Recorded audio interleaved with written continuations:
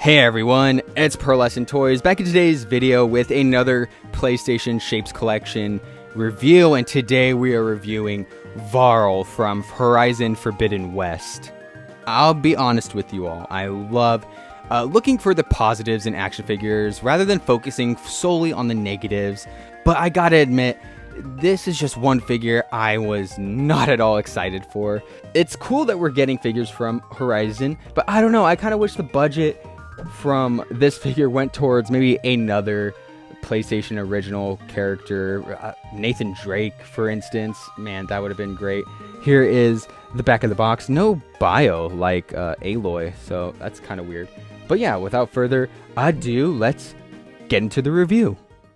Let's just hop straight into the sculpt and paint apps, starting with the feet. I think they were sculpted really well. I think this is what the Shapes collection is doing the best so far, is the sculpt. As you can see, like, it is just so intricate. Ignore my nasty looking hand. I've been hard at work lately. But yeah, you can see the fur right there, and then the robotic bits covering up the boot and the shoes as well, having a bit of metal on them, some armor as well. And I love the asymmetry between the two pieces, how this one has some blue on it, this one doesn't. And even the pieces on the back are sculpted differently, looking very, very cool. And of course, up here, the cloth-like texture is just phenomenal. The little arrows right here for his little quiver.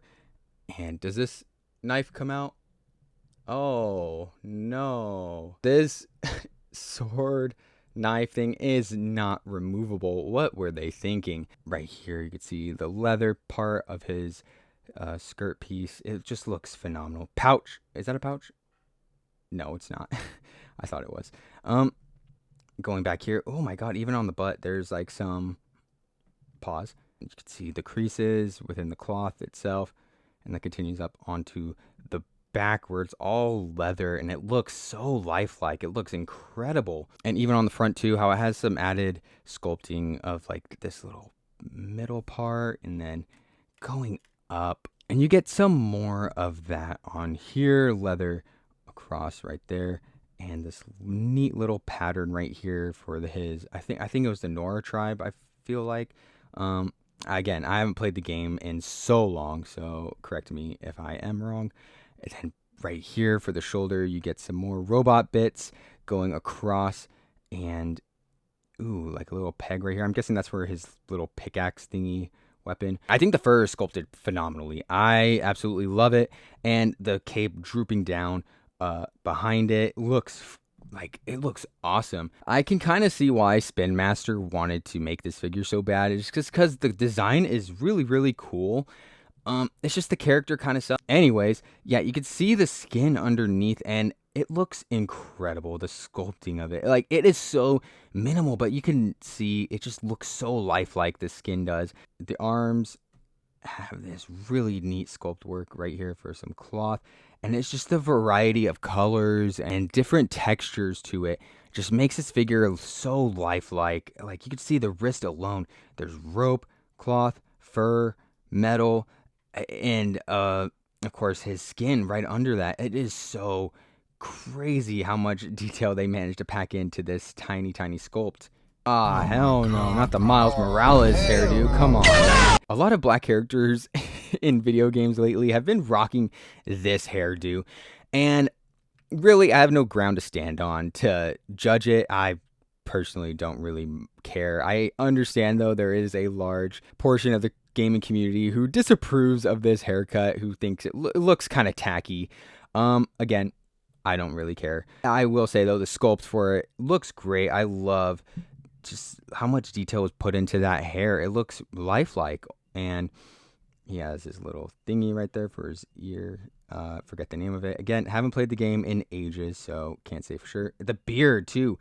Wow, I love the curliness of the hair in the beard. It just like pokes through the paint apps, and it just looks phenomenal. It really, really does. The eye too. The face printing on this is great.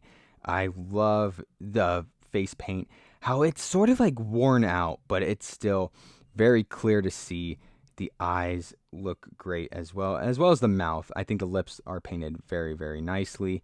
Yeah, overall, a wonderful, wonderful head sculpt. And now on to the accessories. First, he comes with two fisted hands. 2 open sea grip hands, and this pickaxe thing, whatever it is. That's all you get. That's the only accessories you get. Pretty big bummer, seeing as Aloy came with so many, just a variety of different weapons, accessories. But Varl here just feels like bare bone minimum, and that's kind of a bummer. Now going over articulation, the head is able to move up this much, go down that much. He has some pivot and side to side movement. His arm is able to move up that much, and is able to go back a tiny bit and go forward a decent amount. He has upper shoulder rotation, an upper bicep swivel, a single jointed elbow that's only able to bend in this much, your standard wrist hinge being able to move up, down, all the way around. He has a mid diaphragm joint, allowing him to move this far back and this far forward. He has pivot for that and some side to side movement. His leg is able to kick up that much. It's able to go out to the side this much and go back a tiny bit. He has upper thigh rotation and a double jointed knee that's able to bend back all the way to hit his lower back. That's phenomenal. His foot is able to move this far down, this far up, and he has some.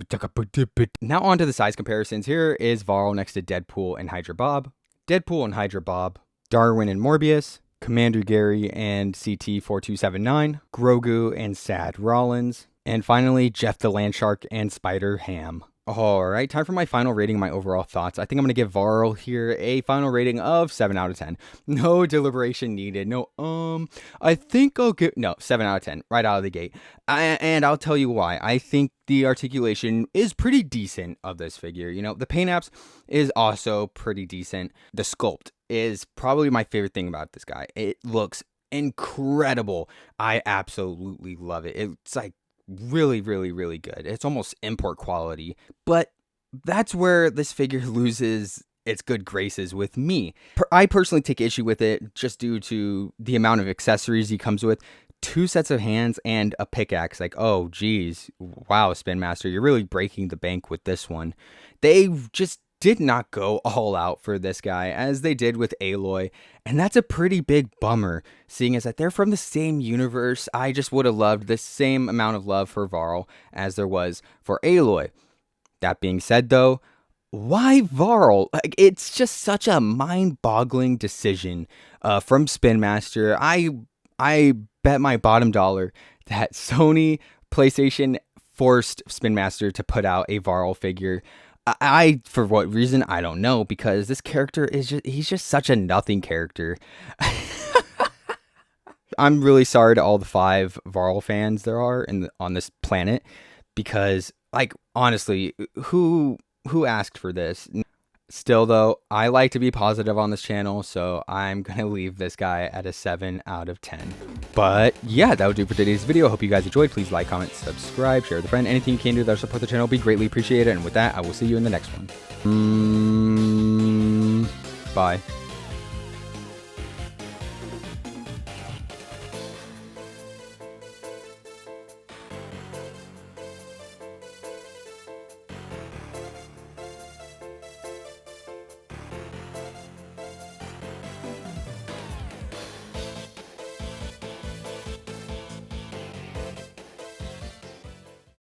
And now on to the size comparisons. Here is Varl next to Deadpool and